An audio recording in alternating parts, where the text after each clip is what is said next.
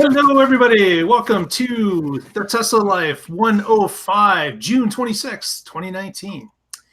And look at the panel. Look at the panel below me. Holy moly, look at them all.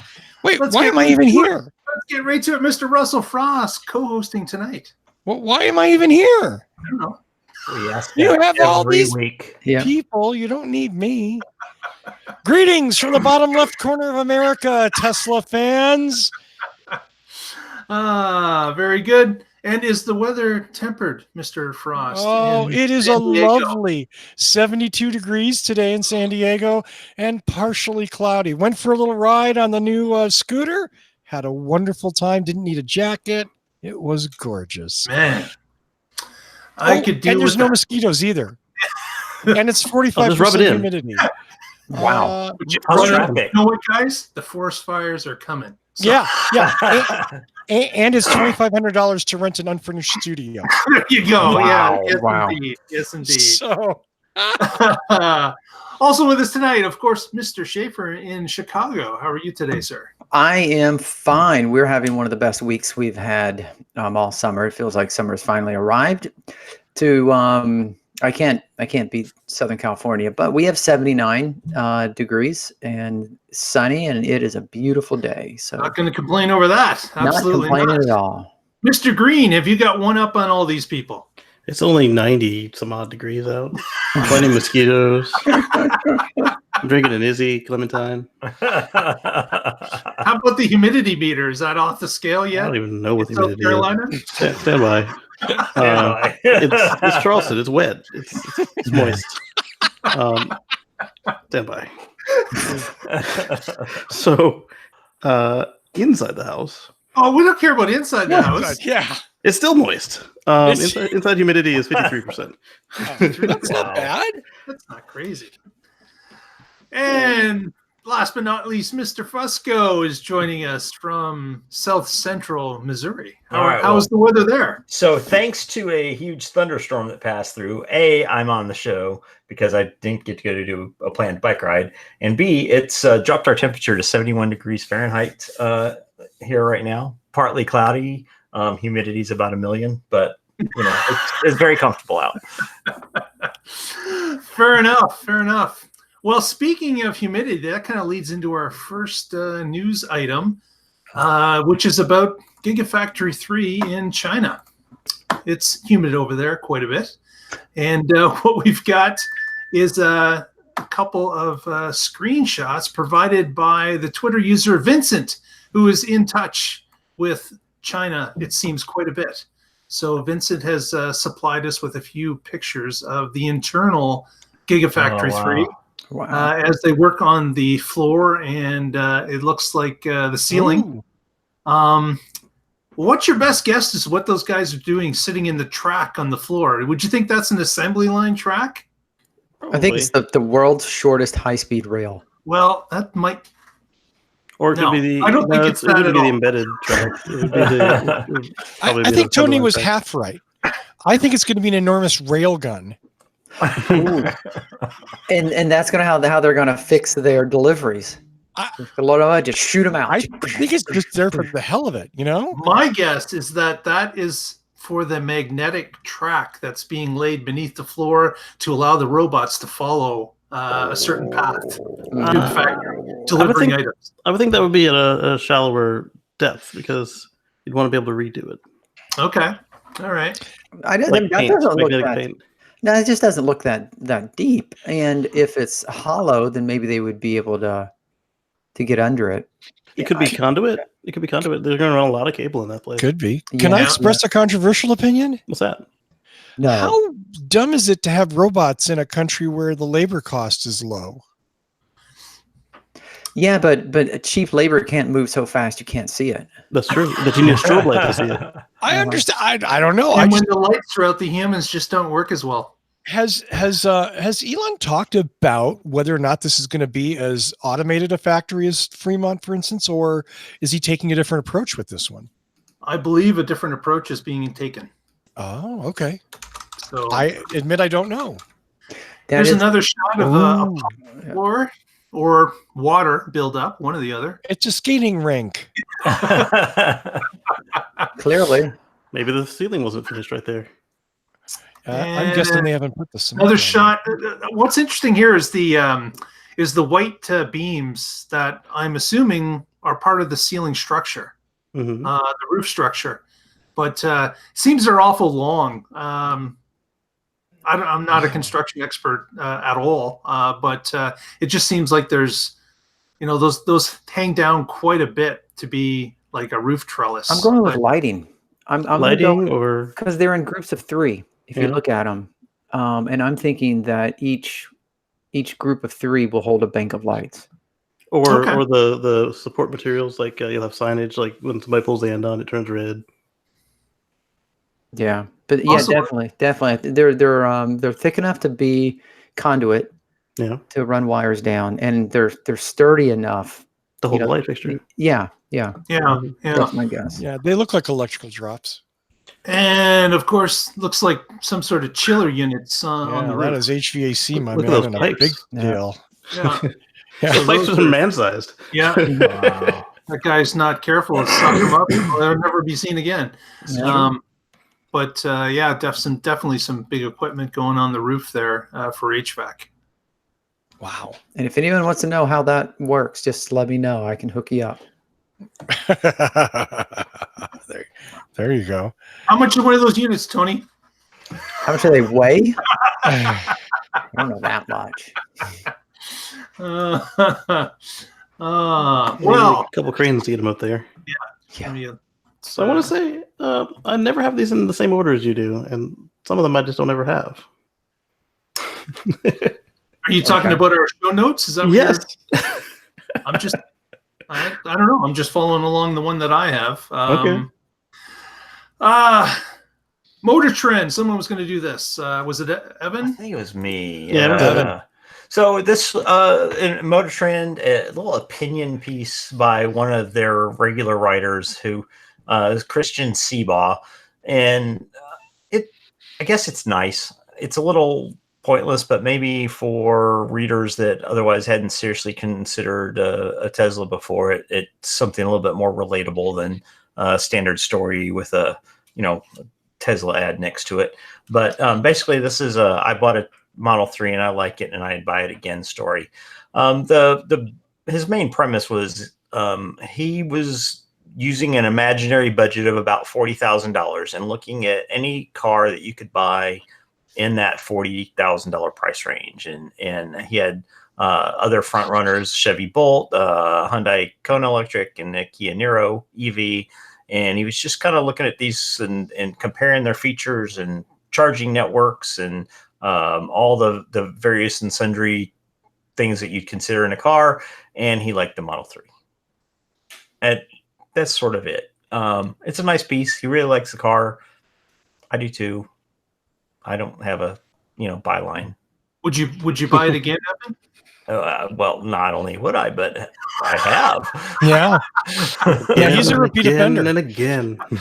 If I steal the one you have, would you buy it back? Would you just buy it? I probably would be desperate enough to buy it back. Oh. Well, That's good. I also would buy again and have done the same. Yeah. But obviously, as I go newer and newer. They just keep adding stuff that's really cool. So You can't stop yourself, Casey. oh, I can. I don't have the money for all that. Although I will say that the ventilated seats have gone missing in action again. Yeah. So What the heck? yeah, have they never heard of the swamp butt? Obviously, the vernacular is not as That nice. is But- not a nice thought. But ventilated seats are wonderful in the South. I can attest to that. Yes. Absolutely. Our next story was a software update, curiously enough, that adjusted for battery longevity in older Model S's and Model X's. And in a number of cases, it caused those particular cars that were updated to lose some battery range on the gasometer. Somewhere between, I think they said it was somewhere between 10 and 30 miles, depending on the case. Yeah, I heard up to 40. Yeah. But this was something that was put in place to apparently help with battery longevity. So it was something, a preemptive measure that was put in place due to some studies that were done on these particular battery packs. And they decided that it was better to limit that range instead of use it up. So that buffer that we talk about all the time between a full and completely empty charge, wanting to stay a little bit more cautious when they're emptying out the battery. So keeping a few extra percent in the tank at all times. So I wanted to ask the panel, if you had one of the cars affected, would you be upset if it came in at, let's say, 20 miles that you lost, but you were assured that that would help the longevity of your battery? Would you weigh that? Would the 20 miles be of any concern, or you'd rather have the longevity, or would you rather have 20 miles? I Yes. want them both. Yes. You can't have them both, but it's one choice. They sold me both. Exactly. There it is. So Yeah. I do get them both. Yes. Or they make it right. Yeah. Okay. Yes. All right. They- So you would complain to Tesla saying, you sold me X, now you're giving me Y. Oh, hell yes. Oh yeah, yeah. They would probably not cross me like that. They don't want me in the service department. So I had a 2016 Model S 90D, and the range slowly degraded to the point where it lost about 15 miles, and then it was determined that the battery was bad, so they replaced it at no extra charge. And the new battery had as much range on the display as the old one did when it was maxed out. So I continued to not be having my 15 miles, and it would fluctuate 2 to 4 miles throughout the various chargings. It didn't end up getting in the way because it was a 90D, but anything more than that, it would have really made traveling difficult. So with that new battery replacement, did you get anything? Was there any resolution to that? No, they said it was new, and so either the new software made that the new maximum, or the car didn't learn that it got a new pack, or something to that effect, where I just never got the mileage back to where it was when I picked up the car. Even though the new battery was brand new, they told me. Yeah. So and on the X, I'm only down 2 miles from when I picked it up. So that would be something that Wow. would you continue that push for 15 kilometers or 15 miles? Like, is that going to be? In that case, it was a brand new battery, and it did get me between all the superchargers I needed to get to. Okay. But if I was one of those people who had the 20 to 45 mile drop, Right. and there was not a broken battery involved, and it wasn't just all either in my head or the software's head, then yeah, I'd be upset, because here in the Southeast, we don't have full coverage yet. Okay. Yeah. You know, when I buy the car, I anticipate a slow, gradual loss from the rated range that I was sold. Mhm. And I accept that. You know, I go into it as a knowledgeable buyer, but I want my 300 to 310 miles out of my Model 3 when I buy it. And at a year, yeah, maybe I'll be down to 295 or something. Okay, I get that. But if you suddenly, because in the name of preserving my battery, drop me down to 275 or 260, yeah, or 260, I'm pissed. And because that is a different vehicle than I bought, and it was part of my decision-making process to spend that money and upgrade from my previous vehicle to this one because of that promised range. And then to your point, a lot of these people bought an 85 over a 60 because they needed the range, and now the worst cases, they are at lower range than a Model S60 when they try to travel. And 010 brings up a point that it's the same battery, but it's not the same capabilities as what you paid for, because now it's not like the displayed range has gone down. It literally cannot go as far, and so if you push it on a trip that you normally would do, you're stuck, and now they'll charge you for the tow. I bought Like, a oh, you run out, you numbskull. I bought a V8, but to make the engine last longer, they disabled one of the cylinders. Yeah, I've still and now got you're the same towing with it. engine, right? Still got the Yeah. same components in it. Everything's Yeah. still there. Yeah. I just can't go as fast or get as much power. So do you know what this reminded me of as I was reading this article? And it's great that Evan mentioned, I have a V8 and, they took it. So who remembers many years ago, the Honda Civics were seeing their batteries getting thrashed and die within warranty, and Honda was having to replace a whole bunch of batteries under warranty. Got free battery there too. It. And do you know how Honda fixed the battery degradation? Give you a new one. They dropped the warranty? Almost as bad. They changed the Almost as bad. software. They did a software update that they said would help make the battery last longer. And all they did was they tuned the battery back so that the engine ran more.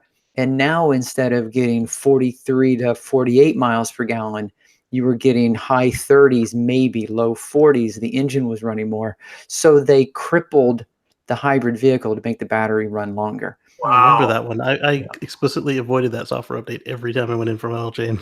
It's like, don't give me that update. And so I see this in Yeah. very much the same vein. It's the exact same car. They're doing it to help your battery last longer, but they're also sort of penalizing you on the front end to tell you that everything's going to be better on the back end. And they're saving themselves a replacement battery within warranty. Yeah, my battery was replaced before the new software. And then they figured it out, and they're like, "Hey, we got this thing for you." And I was like, "No, don't touch my car." So the only resolution is if they can work out a way to give Evan both that he so desperately wants, bring the range back up, but also help the battery run longer. But I would love to think that they already pursued that option before they went this route. Yeah, well, I don't know if we're ever going to find that out, certainly in a timely manner. We may find out that in the future, kind of like the Honda information came out later. We'll settle with an NDA. Next story about service centers. A number of service centers are starting to perform that backed up body work that we hear about in many areas of the country. They are now starting to ship some of the body parts that have been painted, like, a front bumper, side mirrors, things of that nature, and keeping them in stock at some of the service centers, so that when a Tesla does come in with a crushed bumper or something that's not too bad cosmetic wise, they can take the part, swap it out for a new part that's already painted to their color and is on the shelf, which of course would make the repair very speedy because they're just swapping parts at that point. But this has also been told that not only are the service centers doing this, but some of the mobile technicians are going to be able to perform some of these duties while they're out as well. So this is interesting to see if this really makes a difference. There has been, of course, many people complaining about having to wait for body work that was taking a tremendous amount of time. Now, this is certainly not going to help somebody that was in an accident where the car spun around or flipped on his roof or whatever. We're not talking that kind of damage. We're just talking basically fender benders is what is being described here. But they feel that this will speed up a number of the different service jobs that are waiting on body shop lists that just seem to take forever. So I'm wondering, and certainly it's not going to be every place, but in the larger metropolitan centers, I believe it's, of course, Los Angeles and the Bay Area have started with these as examples, trying to figure out if this is going to work for the different service centers that they have the space, if there's enough work to cover this. So that's certainly going to be a factor. But kind of interesting that they're going to start doing some of the body shop repairs themselves. I need to stop buying cars that are in the less popular colors. Exactly. But this is really exciting, and we did get a little preview of it on our article last week, where we covered the Mobile Tech's Service Day, And he actually, I think the second or third repair for the day for him was actually to change a bumper on Model S or Model 3. I can't remember. And this is exciting because it's what I always tell people whenever they're like complaining about how long the body shop takes. It's like, well, these independent body shops have no incentive to keep more parts on hand than what they need to fix their customers. Right. Whereas a Tesla-owned shop is kind of forced to take a pallet of bumpers, and they can't say anything about it. Right. But certainly that's going to take up more space. Storing bumpers in all different colors, man, that's going to take up a lot of space. Yeah, but somebody had pointed out to Elon earlier that he was saying that they were all centrally stored, and it was taking longer to get them shipped out. And he's got all these facilities. So now that central storage can do something else. And if you manage it correctly, then your local shop could have what they need and get something akin to just in time for the replacement for the parts they have on hand. So maybe they have the parts to build 4 cars in stock, and then as they use them, they get shipped in with their regular part shipments. Yeah, and shipping could be cheap, if not free. I mean, as long as they're delivering cars to the various shops, just throw a couple bumpers in there. Yeah. And off they go. Yeah. I like that idea. Mm-hmm. Yeah. Next story, we've got something from our friend Bjorn Nyland again. Hey! The famous Norwegian who seems to be drive on ice in Europe at all the same time. But Bjorn was out testing his Model 3 on the Autobahn, which we talked about previously. But he published basically a chart about efficiency versus charging. So we'll just share that here now. And what we've got here is the speed on the left-hand side of the screen, along with the distance he traveled, and the loss that the percentage loss that he was getting. And then it shows different various charging speeds.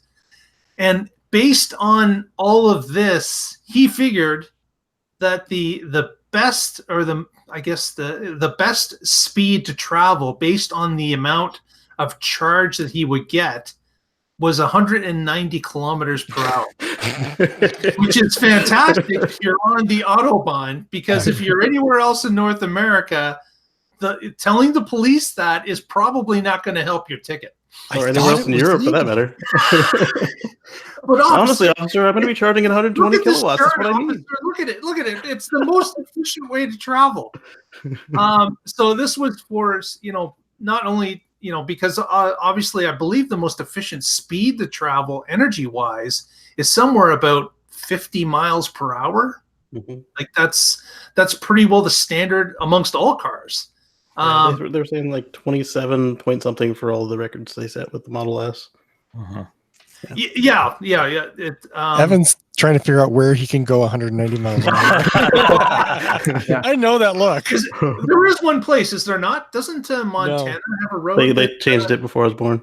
Oh, they changed it. Okay. Not anymore. All right, so that's just an urban legend at this point. No, it was real. No, They had to scrape too many people off the road. So it was a federal highway funds thing. I can't drive 55. All right.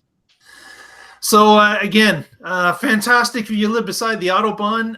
Not a real help if you're anywhere in North America, but interesting to see. There's a link to the video that you can watch as he do these tests and talks about it. But I just thought the number was kind of crazy high. So that's what I thought I could bring it up. It's beautiful. I appreciate that he did that. I think that's awesome, because you do always kind of wonder about that. Like as you're going from charging station to charge station, you want to arrive with a relatively low battery, so you get a faster charge rate. So is it better to go faster to get there and use that up? And it looks like the answer to that is pretty much yes. If you can get there, if you can make it to where you're going, you should go as fast as you can getting there. Or drive at a casual pace, and then before you get there, plug in a toaster. No. Plug in a toaster. So the air dryer. So the other piece that always kind of factors into my decisions when I'm driving cross country like this is is it ultimate? Because so he's got the factors your average speed including charging. So if you have the option of driving 55 miles an hour and you can skip a supercharger, or you can drive 90 miles an hour, hit a supercharger, and make it to the next one, which would be faster? If you have a longer distance to go like that, but you can't make it to the second stop going 90. You can make it going 55. Yeah. And then, so that's where the math starts getting kind of tricky in your head as you're trying to decide how fast to go, and should I be drafting and going slow and being a granny, or should I jam it? So my trick is I set the cruise control where I want it, and then when it says that I will be arriving at the supercharger at 5 to 15%, I pull over, plug in, and then I make sure that where I'm arriving, if it's another supercharger, is again 5 to 15%. Unless it's someplace I can't charge, then I'll stay longer on that very last leg of the journey. That's an interesting point, because when I drove to Florida in December, that was my first long distance drive, and I never left a supercharger unless I had 10% in reserve to get to the next desired supercharger. Yeah, I only do a 5 reserve if there's weather. If that the same thing you do, Evan? Is that the same thing you do if you're doing a long trip? What are you watching that meter for? When you leave, is 5% enough? Is 8% enough? What do you think? It depends. Is it 30 degrees Fahrenheit and drizzly and a headwind, and I'm going uphill into the mountains, or is it 70 degrees, sunny, dry down, with a relative? Well, let's take both extremes. What would you do in both extremes? So typically I will, if I can, on longer trips, I look at like the history from my previous legs of the trip, and it really helps me kind of assess where my safe gaps are and how fast I want to go. But generally I shoot for around a 20%. I've never gotten into trouble if I had a 20%. I've had a few times with really bad weather, uphills, rains, winds, etc., that I had to drop my speed down to be sure to make it to arrive safely. But 20% is a very, very safe margin. I get nervous when it only says 5%, unless I really know that it's wrong for some reason. If I know the route very, very well, I know I've got a tailwind, I know it's sunny and dry, I'll play with 5%, but generally 10% is a pretty good sweet spot for me most of the time. Yeah, if I'm traveling at night, I'll add an extra 5%, and if it's bad weather, same thing, weather and night, I'll make sure I have an extra 20% as well. But during the day, if I'm arriving at 10, that's plenty. A couple of folks like Hucky, they had pointed out that, what if you're stuck in traffic? If I'm stuck in traffic and it's anywhere from 50 Fahrenheit to 102 Fahrenheit, I'm not burning that much juice to keep the air running. And the stop and go, I'm only burning when I, pulse to glide. Right. Or worst case, just shut off the AC completely. And I've done that a couple times. Yeah. Sorry, what? Yeah, turn off not the AC, but I turned off the heat a couple times to make the destination. Sure. Because obviously, heat is a much more user of electricity than AC is. Yeah. But the times I've had to do that, like literally, I got caught behind a 8-car crash. 2 of them actually. So there was one, and then there was another one, and I was on my way to the supercharger. I burned an extra 3%, and a lot of cortisol. It was very very angering and stressful. And then you're free, and then oh shoot, there's another one. How can you guys be so stupid? Our next story is a little update from the event I was at last Sunday. Spotted this little guy hanging around at the event. And he was stuck in this frunk. So this, of course, is the proverbial frunk monkey at the show. I don't think frunk monkeys are proverbial. I'm sorry. I hate to be pedantic here, but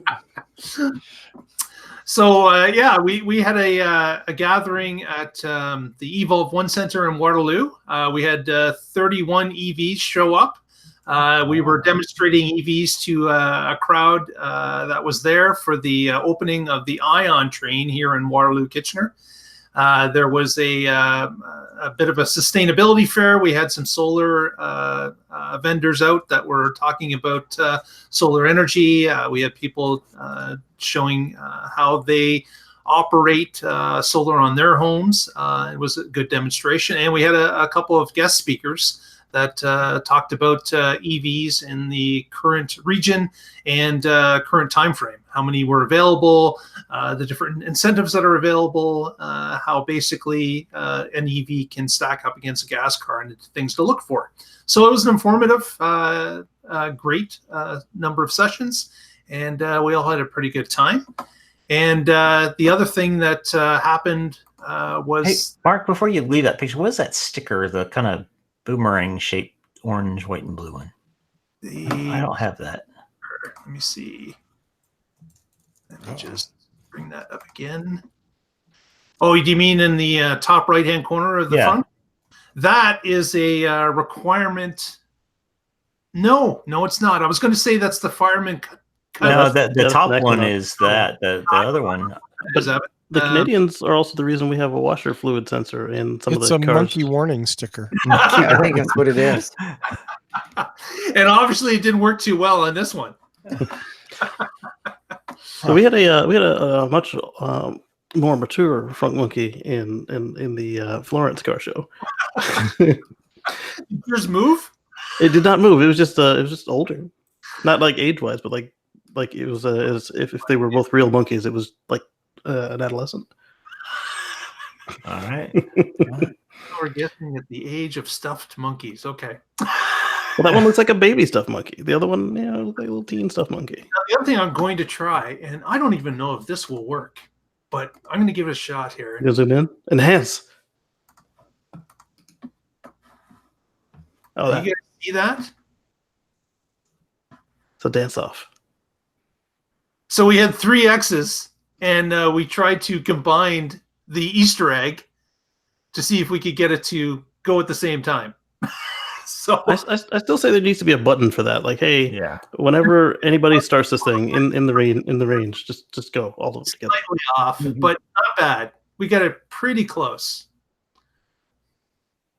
I was thinking, instead of keeping a space in between them, you should have parked them right next to each other.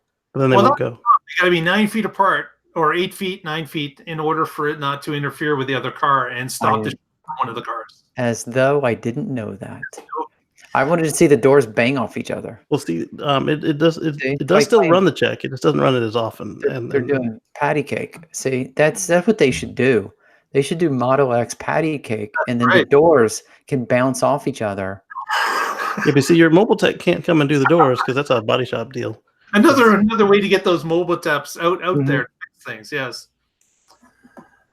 So everyone, I'm sure, has seen this before, but we thought it was kind of cool to get 3 of them going at the same time. So, that is pretty neat. Yeah, it's always fun.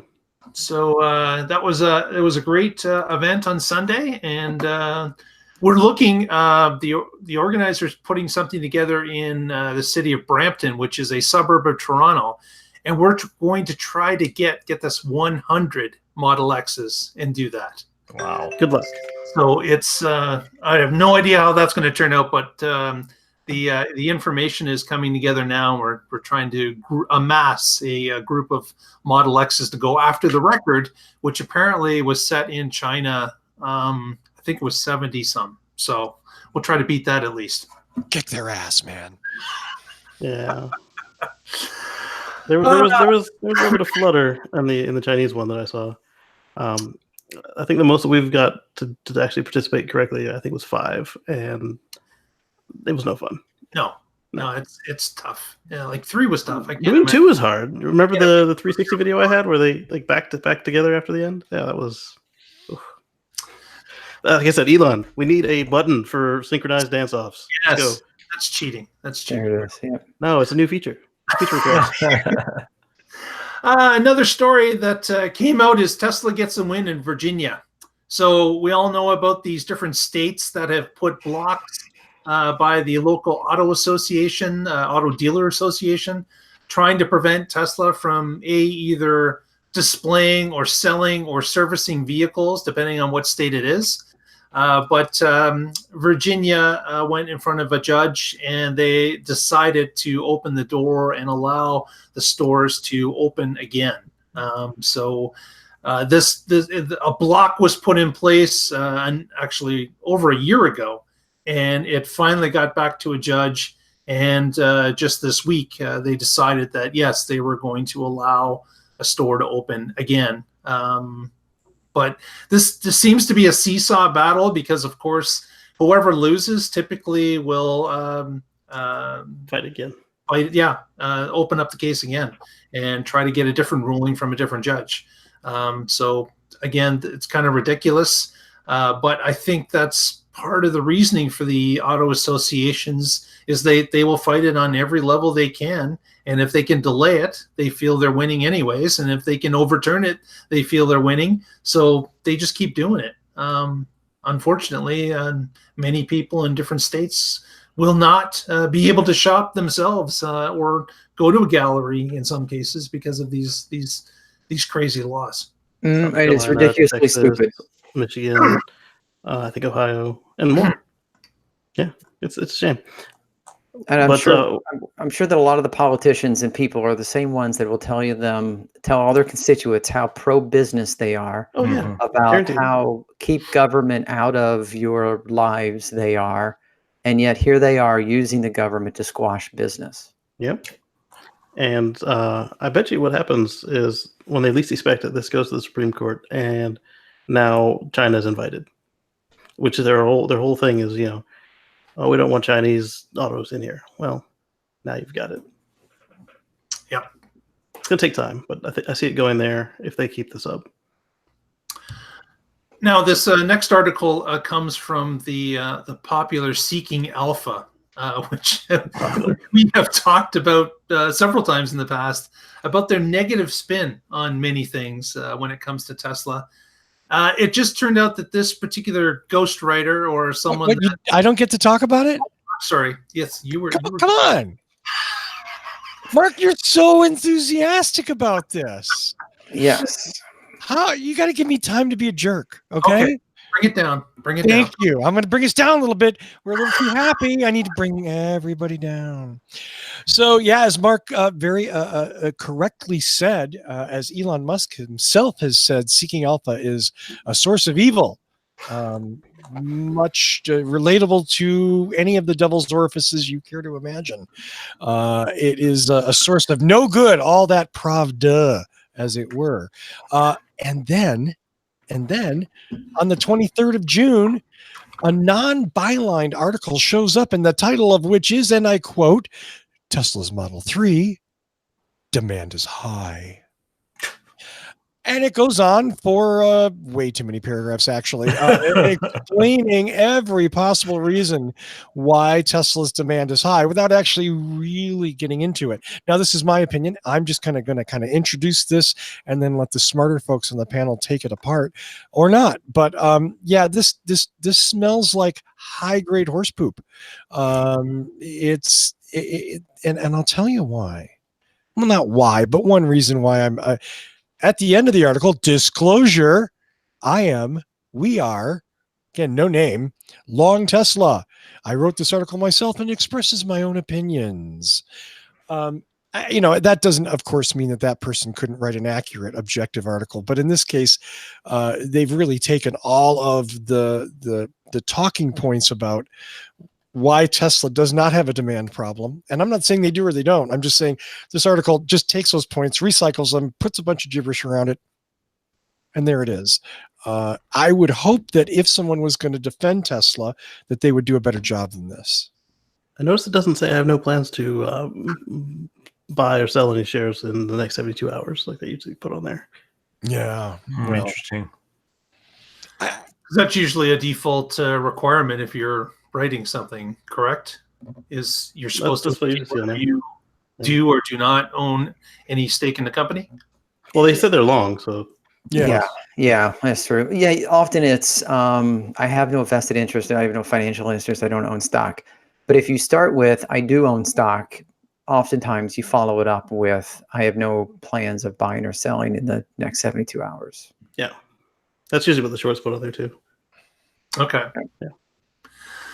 So with this, again, Seeking Alpha admittedly seems to put a negative spin quite often on Tesla news. Is this just an evening out, Russell? Something that we'll throw this to the win column and just put it out there, even though it's half-hearted. Excuse me. The thing is, Seeking Alpha, like a lot of news sites these days, are kind of loose associations. It's not like the New York Times, where excuse me, Seeking Alpha caught in my throat. Where you have columnists, writers, journalists who have worked a long time and worked at little newspapers, bigger, and they get to something big where, and not that everybody at the New York Times is very good. They've got more than their share of airheads. But suffice to say, Seeking Alpha's journalistic standards for submitting articles is, let's just say, non-existent. So I could write a nice article and submit it to Seeking Alpha, and they could accept it or not and publish it under Seeking Alpha, and it would be there. Now, do they vet it? Do they fact check it? No, they don't really care. So I think that's part of the reason why there's been a lot of negative stuff about that, because, without getting into it, taking a position on this thing, there's certainly no small amount of positive news about Tesla. And I think Seeking Alpha was one of those places where the Tesla shorts, the people who didn't agree with what Tesla was doing could go and say that. And I don't know that, to be honest with you, them publishing this to me means nothing, because again, tomorrow they could publish 3 articles critical of Tesla's demand. There's no sort of editorial direction here. And that's my biggest issue with this. It's the same with sometimes Business Insider is that way, although they're getting a little better. I mean, we're seeing a huge change in journalism in the United States. And this is kind of one of the effects of that, which is, again, there's no sort of editorial oversight or direction. It's taking crowdsourced information. They paid somebody $10 or $50 or whatever for this article, and now it's published. And that's it. It's just a deposit. They're just filling a void. Yeah, I mean, very much. It is a content farm. How's that? Okay. Yeah. I like banging on my desk. My apologies to everyone watching. I'm sorry. I am Give us all sorry. motion sickness. I didn't realize. Yeah, if that's bad, well, thousands of poor sensitive people across the country, and I've wrecked them. My apologies. I just roll in shortly. I assumed it was Southern California tremors. At this point, yes. It's an earthquake. Well, I figured it wasn't when you weren't reacting to it. Either that, or you're like your presence is just. Listen, deep in my California genes, I would have been out the door. Okay, boom! I would have been out. I promise you, because I. Okay. At least you haven't become accustomed to it, so that's good. Well, it's only about a 3.7. Yeah, I didn't say I would panic. I just said I'd be out the door. Yeah. I probably would have grabbed my drink, on the way out. For those of you who are watching tonight, please help us out by subscribing to the YouTube if you haven't already. Press the subscription button, ring the bell so you get notifications as to when the show starts in the future, and give us another number. That would be fantastic. Also, while you're there, all of you, click the like button. Come on, we get over 250 people that watch this show a week, and we're only getting like 3 likes. Click the like button. Help us out. That gets us in front of new eyeballs. It would really appreciate it. It helps us every time you do it. So please, click that like. Give us a helping hand. Do we really have 247 hate watchers every week? I mean, I watch these guys. We're not putting hateful comments in, but Thankfully. we're certainly not getting thumbs up that many times. So let's try to break that record tonight. On the thumbs up. Next, Evan's got a story, a little bit about some SpaceX stuff. Yeah, I hope most people have already heard about this. The story that we've got posted is a before the launch story, but SpaceX launched the Falcon Heavy again 2 nights ago now.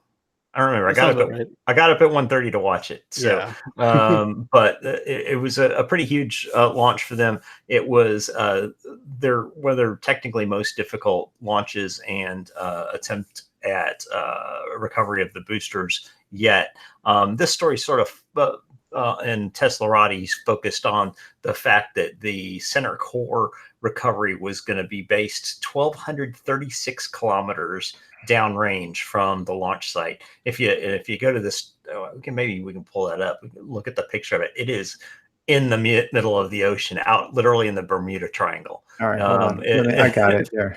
It is way out there, and so anyway, this was actually a pretty cool launch. It had a lot of small project type science satellites on it. It wasn't some just big high dollar paying military launch, though it did have some military satellites as well. It had several schools, I think, was it Texas A&M or University of Texas, and some other schools satellites that were doing some pretty interesting science that was on there.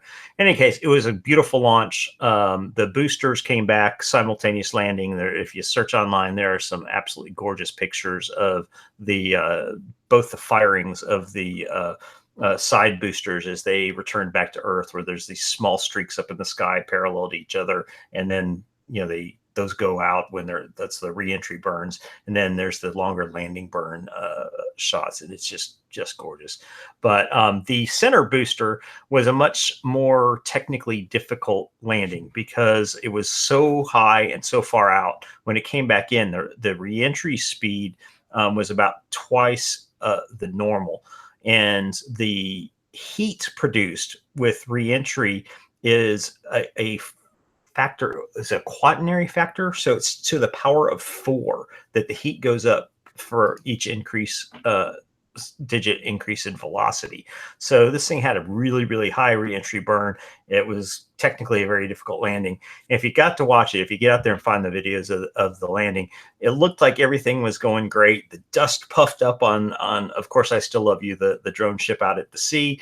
Everything lights up. It looks like it's going to land, and then all of a sudden the whole center core translates sideways from the camera. You can watch it going out and explodes in the ocean, maybe I don't know if it's 100 or 200 meters off of the ship. And Elon actually tweeted today, later on, let's see if I can find his tweet. He said the high entry force and heat breached the engine bay, and the center engine TVC, which I'm not sure what that is, failed. So thrust vector control. Oh, there you go. Oh, okay. So once that fails, you can't do anything. You can't control the direction anymore. Yeah, no steering. So and they think that it intentionally aborted laterally, like it did. It's programmed to do that because you don't want it crashing full speed onto the drone ship, because then you take out the ship as well. Yeah, with a missile ship. You sank my battleship. Yeah. But and then one other positive news: they renamed Mr. Stevens. It was sold to a new company, and it's now the ship that tries to catch the fairings is named Ms. Tree. MS period TRE. And it actually did successfully catch a fairing out in the middle of the ocean. So I don't even know how they do that. I mean, at night in the dark, like, yeah, maybe that's it. Maybe the daylight was too much for them. It's much better to catch it when you can't see it at all. Right. So I thought that was pretty cool. The big catcher's mitt finally caught a fairing.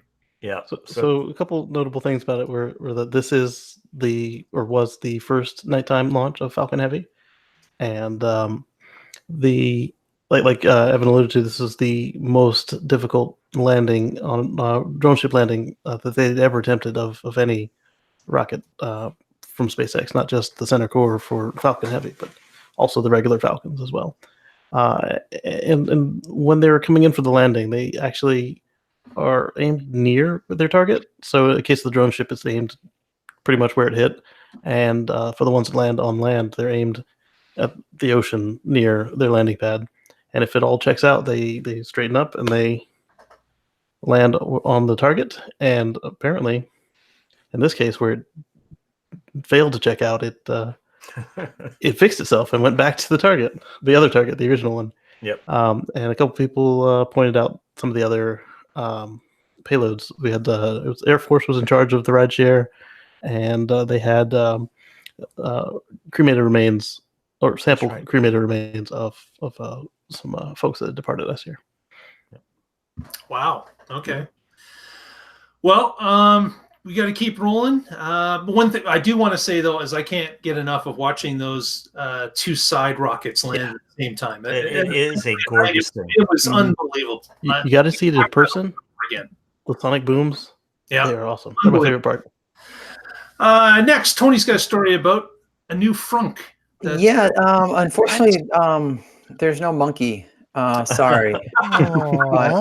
Maybe we should donate one. Yeah. Ooh, that would work. I was thinking more like this would be more like a instead of a frunk monkey, this would be a frunk ape. So Electrek has some pictures of the Tesla Semi prototype and giving us the first look into the frunk of the Semi. So you can see the Semi here in red, blah, blah text, blah, blah pictures. Now, so first we just have some generic, some pictures here of the red guy. So you can see we have the door open and you can see they, literally you climb up into it here. And just a picture of big orange cables here. Don't cut the orange cables. And, pictures into the back. We've seen a lot of these, already. Bulletproof glass. And then we're back. Okay. So it's in the next group underneath the one that you're in. So hit the X and scroll down a little bit more. It's my story, dude. Okay, I didn't realize it was intentional. I'm sorry. Okay. So first we introduce the truck and we show that it was there, that they're actually now starting to bring the thing out. And what is interesting is maybe the text is after. But so I brought up a picture here of a close-up of the frunk. And you can see it looks relatively deep. You guys are guessing what's over here? Motor? Steering wheel stuff, probably. Firepower. Yeah. Maybe that's where the bioweapons defense filter is. I mean, it is a huge filter. Okay. Let's see. Or the driver's feet. Yeah, that's not forgetting center. Driver's feet. But is that? But that's not center. In the middle. Yeah, the cameras are centered. It could be anything. But center center is here. I mean, right. If you drew a line down. Yeah, a line down from the camera. Feet. But this is over it's here. Not really center. It's whatever. What I'm glad to see is that at least it has a windshield washer fluid cap. It does. It's the same one. Yeah. That is funny. You got this one little thing sticking out here, the service port. But okay, so now that part's really cool. But there are some things that I thought was really okay. So first of all, 300-mile and 500-mile range from 150 to 180. So if you are even considering getting a fully loaded Model X, you might want to look into one of these for just a few thousand more. Or less. Yeah. That's not a bad point, really. Yeah. And then finally, production.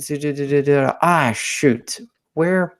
Yeah, I know. It was in here, and there was a quote from the tech that was driving it that said he is absolutely confident that the production model is going to exceed, right? Will far exceed what they were predicting in 2017.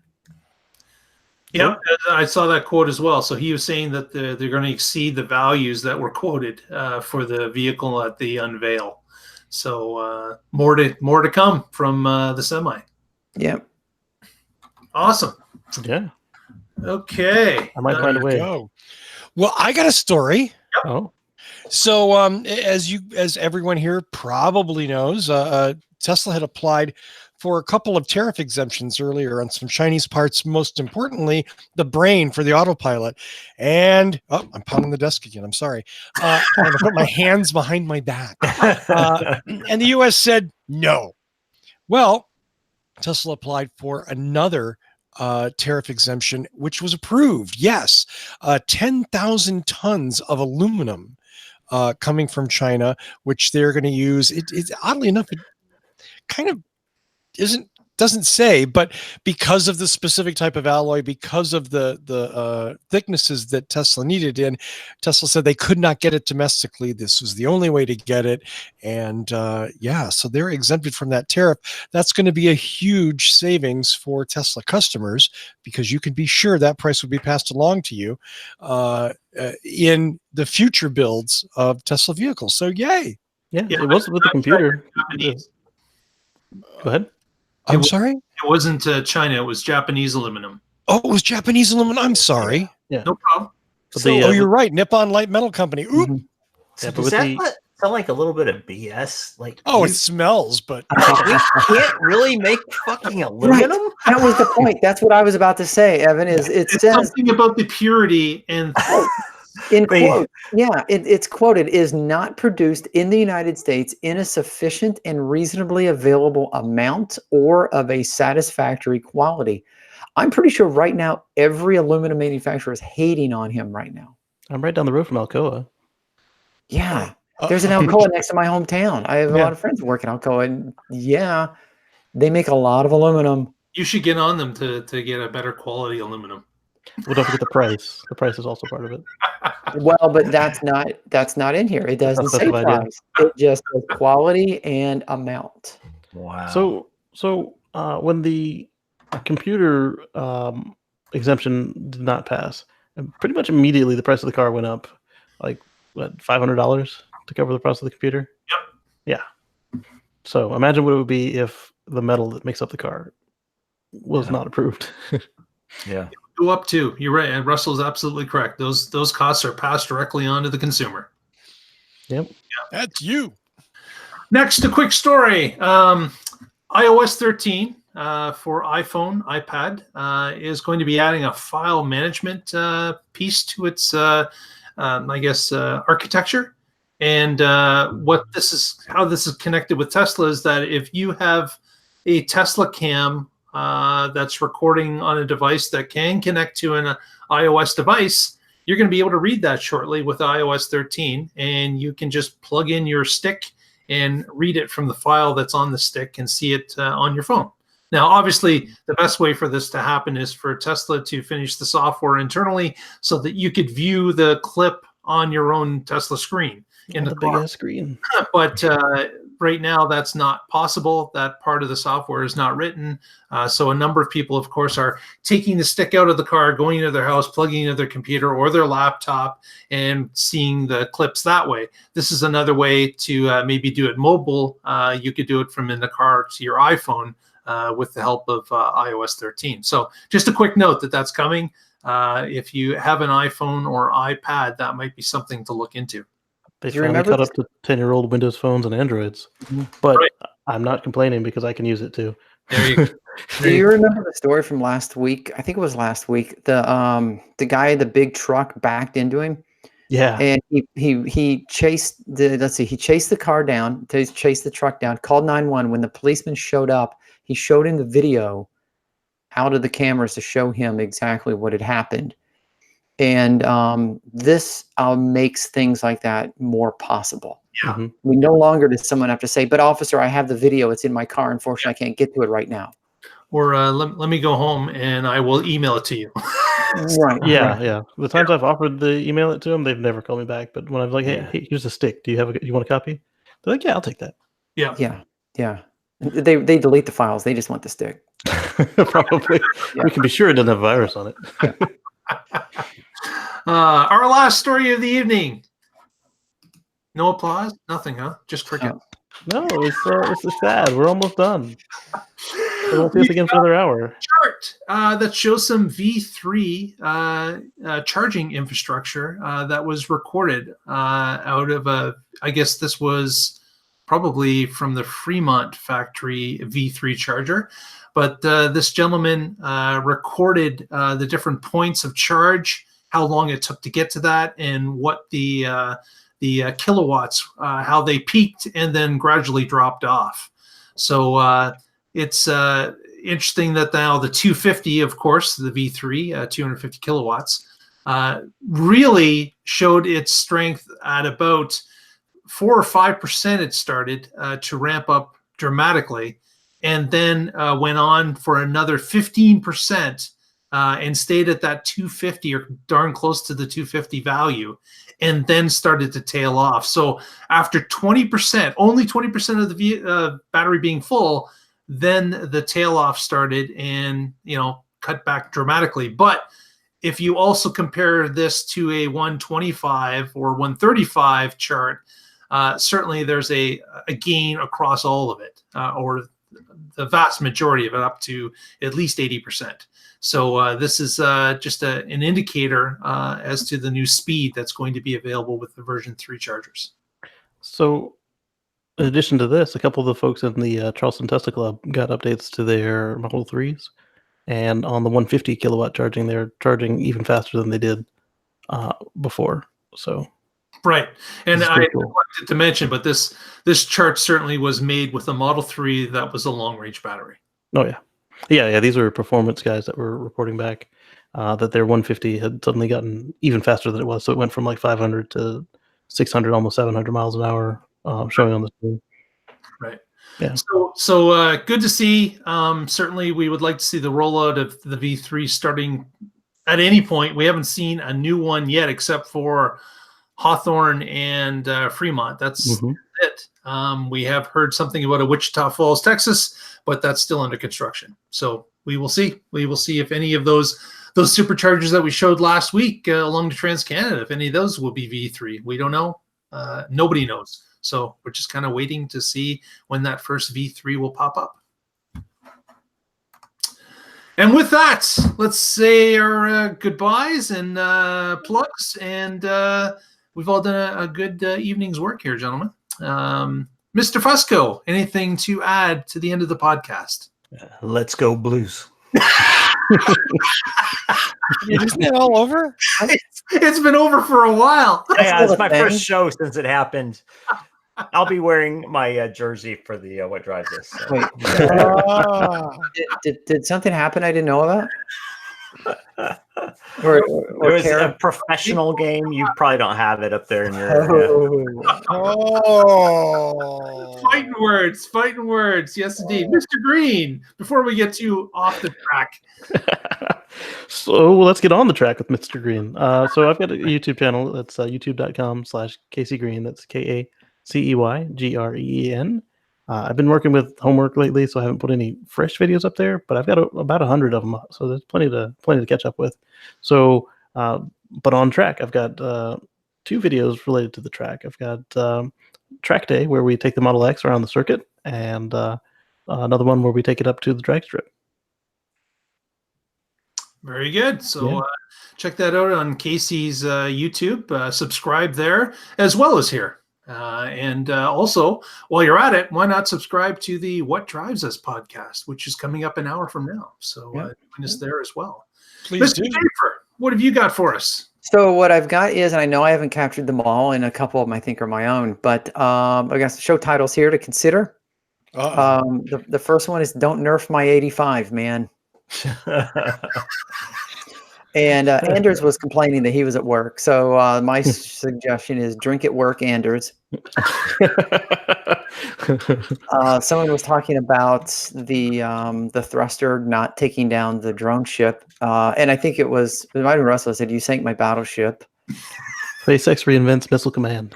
Yes. There's U.S. aluminum better for beer than Tesla.